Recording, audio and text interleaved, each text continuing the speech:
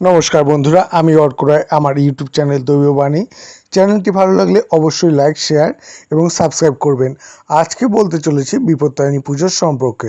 সামনেই মা বিপত্তারিণী পুজো আসছে, সেই ব্যাপারে সবিস্তারে আমি আজকে জানাবো এই ভিডিওতে। কলকাতায় দেবী দুর্গার 108 রূপের মধ্যে দেবী বিপত্তারিণীর রূপের মাহাত্ম্য রয়েছে। সনাতন ধর্ম অনুযায়ী বিশ্বাস, সব রকমের বিপদ থেকে ভক্তদের দূরে রাখেন দেবী বিপত্তারিণী। বাংলায় 12 মাসে 13 পার্বণ, সেই পার্বণেই আষাঢ় মাসে বিভিন্ন পূজার মধ্যে বিপত্তারিণী ব্রত পালনের গুরুত্ব রয়েছে। দেবী বিপত্তারিণীকে লাল সুতো উৎসর্গ করা হয়। মনে করা হয় এই সুতো বেঁধে রাখলে সমস্ত বিপদ থেকে রক্ষা করেন দেবী। কোন সময় দেবীর এই রূপের পূজা করা হয়? আষাঢ় মাসের সোজা রথ উল্টো রথের মাঝে যে শনিবার এবং মঙ্গলবার পড়ে সেই দিনেই পালন করা হয় থেকে বিপত্তারিণী পুজো। বাংলায় প্রায় প্রতিটি ঘরে এই পুজো পালনের রীতি রয়েছে। এবছর কোন দিনে পড়ছে এই পুজো? 2024 সালে, অর্থাৎ এবছর বিপত্তারিণী পুজোর প্রথম তারিখ হলো 9 জুলাই। বাংলা ক্যালেন্ডার অনুসারে দিনটি 24শে আষাঢ় 1431। বিপত্তারিণী ব্রত পালনের দ্বিতীয় দিনটি হলো 13 জুলাই শনিবার। বাংলা ক্যালেন্ডার অনুসারে দিনটি হলো 28 আষাঢ় শনিবার। এইবার পুজোর বিশেষ কিছু নিয়ম সম্পর্কে বলতে চলেছি। বিপত্তারিণী পুজোয় 13 রকমের ফল, 13 রকমের ফুল, 13 রকমের মিষ্টি সহকারে পুজো করা হয়। এমনকি নিয়ম অনুসারে যারা উপবাস করেন তাদেরও 13টি খাবার বা ফল খেয়ে উপোস ভঙ্গ করতে হয়। এই পুজোয় কিছু নিয়ম অবশ্যই মেনে চলা আবশ্যক, সেগুলো সম্পর্কে এবার বলতে চলেছি। এই ব্রত পালনে লাল সুতো দেওয়ার নিয়ম রয়েছে। 13টি গিট দেওয়া সুতোকে দেবীকে অর্পণ করতে হয়। সেই সুতোয় 14টি দুর্বাঘাসও বাঁধা হয়। ব্রত পালনের দিনে চালের কোনো খাবার খাওয়া যায় না, যেমন ভাত, মুড়ি চিড়ে খাওয়া যায় না। এই দিনে মহিলাদের আলতা সিঁদুর পরে পুজো দেওয়ার রীতি রয়েছে হিন্দু ধর্মে। বিপত্তারিণী ব্রত কীভাবে পালন করা হয়? ব্রত রাখার একদিন আগে যে মহিলারা ব্রত করতে চান তাদের শুধুমাত্র নিরামিষ খাবার খেতে হবে। নারীদের ব্রত রাখার দিনে ব্রত রাখতে হবে। মাতার ব্রতের দিন সকালে ঘুম থেকে উঠে স্নান করে পরিষ্কার কাপড় পরিধান করুন। পুরো ঘরে ভালো করে পরিষ্কার করুন। গঙ্গা জল ছিটিয়ে পবিত্র করুন। এর সাথে মাতা বিপত্তারিণী মায়ের পুজো করুন। 13 ধরনের ফল, ফুল, মিষ্টি দেবীকে নৈবেদ্য হিসাবে নিবেদন করা হয়। দেবীকে জবা ফুল দিয়ে পুজো করা হয়, যা সৌভাগ্য নিয়ে আসে। ব্রতরত মহিলারা বাম হাতে 14টি গিট সহ লাল রঙের একটি পবিত্র সুতো পরেন।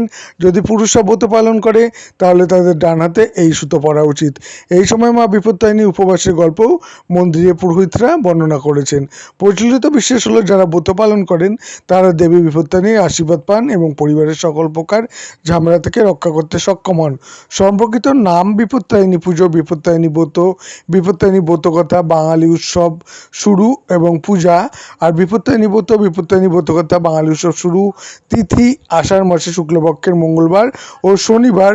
কারণ মা বিপত্তারিণী উদযাপন বাড়িতে প্রার্থনা এবং এবং শক্তি মন্দিরে প্রার্থনা, মা বিপত্তারিণীর কথা এগুলো আলোচনা। কারণ এগুলো কিন্তু বিপদ ডেকে আনবেন, তাহলে তাদের কথায় পরিবার ও সন্তানের মঙ্গল কামনা করা।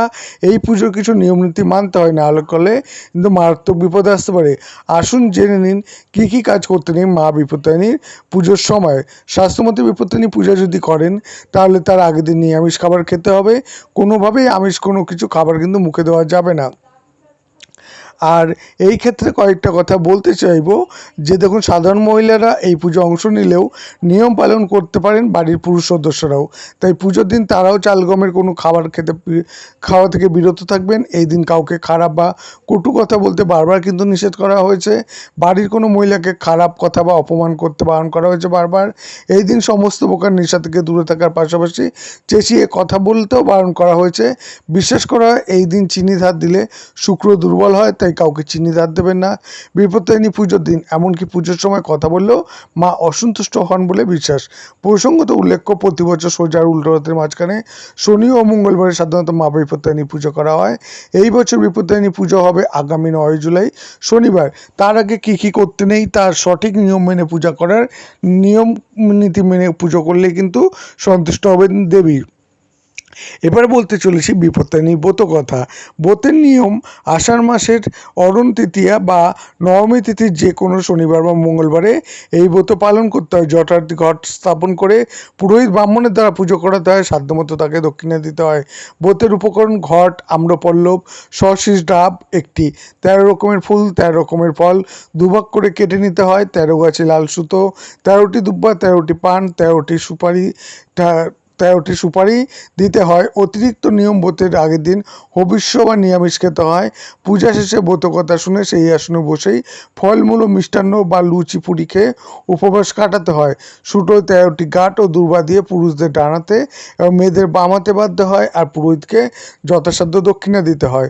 ব্রতের ফল, এই ব্রত পালন করলে সংসারের সকল বিপদ কেটে যায়। ব্রত কথা, ব্রতকথা বলতে ব্রতকথা কীভাবে চালু হলো মা বিপত্তারিণীর পুজো। বিদর্ভ দেশে এক রাজা ছিলেন।